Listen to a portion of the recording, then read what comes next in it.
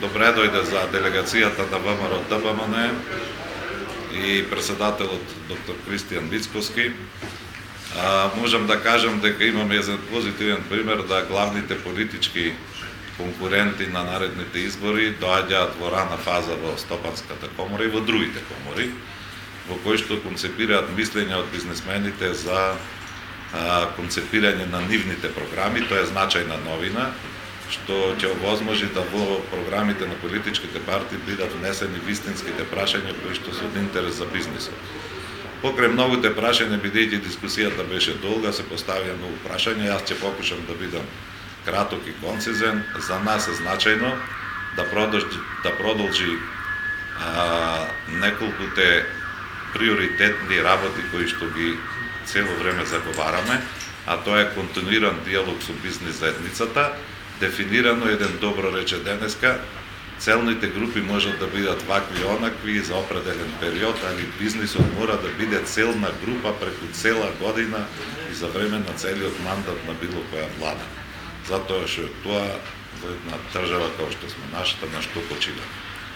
Што се однесува до второто прашање, тоа е прашањето за негативните искуства што ги имаме околу досењето на законите по скратена постапка, што било досега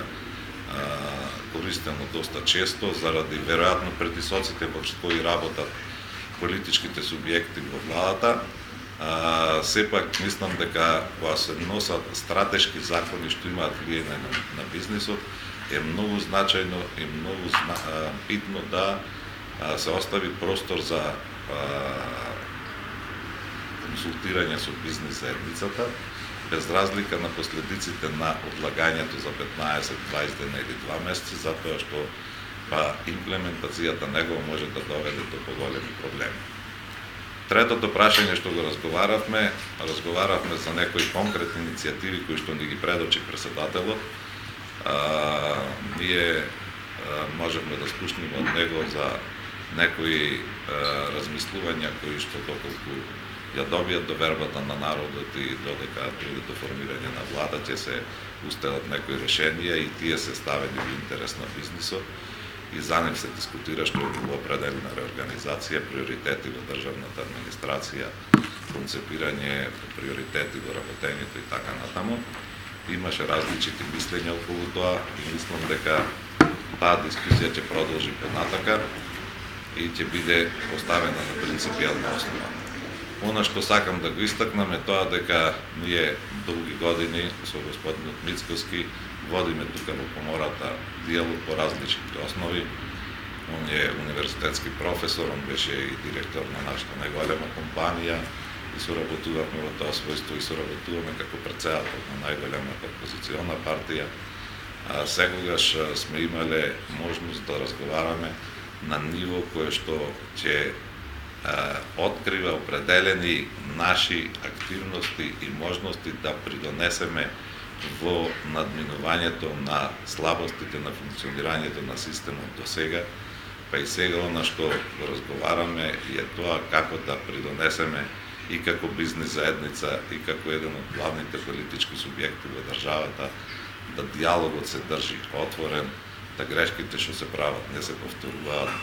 да системот на одговорност се постави на највисоко ниво, да се направи се преку процесот на дигитализацијата мерлива работата на секого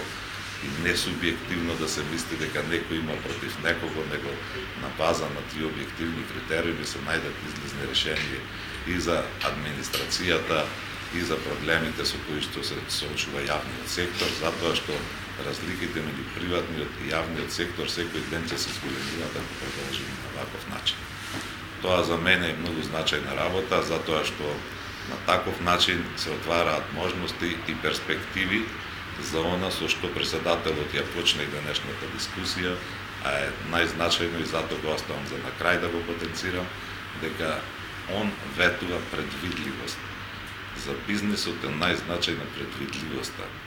Значи, во делот на промената на законските регулативи, во делот на промената на даночната политика, на царинската политика, секогаш фирмите морат да бидат навремено информирани и да имаат предвидливоста во своја калкулација. доколку тоа не се деси, тоа ќе има намален профит, ќе има намален прилив во буџетот, ќе има помал вртеж на парите во процесите и во животот секојдневен и намалена економска активност. Она што сакам на крај да го порачам вака човечки, людски, е дека низ многу работи поминавме. Нашата држава, знаете дека поминуваше низ ембарга, низ блокади, па имавме и внатрешен конфликт и така натаму. Структурата на бизнисот ја задржавме, на некој начин тоа е добро. Она што сега треба да се прави, тоа да создадеме предпоставки за функционирање на државата, кое што ќе овозможи владење на правото во заштита на секој поединец и во заштита на капиталот, за да овозможиме перспективи, приближување кон европските вредности, европските норми, евроинтеграционите процеси и што поголема работливост на домашен план. Она што денеска повеќе беше инсистирано од страна на председателот, за разлика од нас, што мислам дека ние ќе го следиме во наредниот период, тоа е прашањето на врската меѓу образованието и стопанството, каде што можела целата држава да изгради консензус, и политичките партии, и стопанството, и сите други институции, научни, Македонската академија на науките и уметностите и така натаму, кое што таа врска конечно ќе биде воспоставена, да образованието лиферува кадрови за потребите на стопанството, а не за никого и никаде, и се продолжи процесот мислување. Така да, све во една реченица, имавме конструктивен диалог, интересни предлози, интересни дискусии, меѓутоа во основа мислам дека се наоѓаме на исти позиции. Прашањето е само на имплементацијата. Ние имаме долго искуство во комората на вакви средби и кога ќе се договараме и кога ќе ги гледаме обеќањата, проблемот доаѓа во имплементацијата. Сакаме да добиеме гаранција дека сето тоа ќе биде врзано со некаков рок, со некаква одговорност и на тој начин да допринесеме за развој на државата. Благодарам. Председателот Азески кажа тоа што зборувавме за нас. Јас би сакал да истакнам неколку работи. Е важно што покрај овие теренски активности кои што во меѓувреме ги имаме и разговорите со соговорниците на теренот, директно од производството, можеме и овде од комората, но и од оние состаноци кои што допрева ќе ги имаме со останатите комори во нашата држава, да од прво лице да знаеме што е она што они го очекуваат од идната влада во Македонија, што е она што практично во моментот им представува реален проблем во работењето, со кои предизвици се соочуваат, да можеме отворено да поразговараме за тоа што можеме ние како идна влада да понудиме во насока на тоа да ги решаваме тие проблеми заеднички со нив, и истовремено што е тоа што не можеме брзо да го понудиме, зашто ќе е потребно време. Председателот Азески спомена дека образованието ќе биде еден од клучните предизвици во годините што следат, и врската помеѓу образованието и суровината, тоест кадарот кој што излегува од образованието, кој што им е потребен на бизнисмените во рамките на тоа да го зголемуваат обемот на својот бизнис, да вработуваат што е можно повеќе луѓе, квалитетно да ги плаќаат тие луѓе. Практично тоа е еден заокружен систем. Зборувавме за дигитализацијата во насока на отчетност, не онака како што тоа го прави нашиот политички конкурент. Од една страна за неколку месеци илјадници луѓе практично ја партизираат локалната и државната администрација, а од друга страна промовираат дигитализација, туку во вистинска смисла на зборот на дигитализацијата, каде што ќе имаме отчетност, бидејќи мора да воведеме систем на права и обврски, бидејќи не секогаш ние сме подготвени да зборуваме за нашите обврски. Често пати зборуваме само за правата. Зборувавме за политиките кои што досега ги предвиде ВМРО ДПМН, се дел од програмата Обнова на Македонија, се разбира дел од насоките, дел од сугестиите, советите кои што денеска ги добивме ќе најдат своје место во програмата.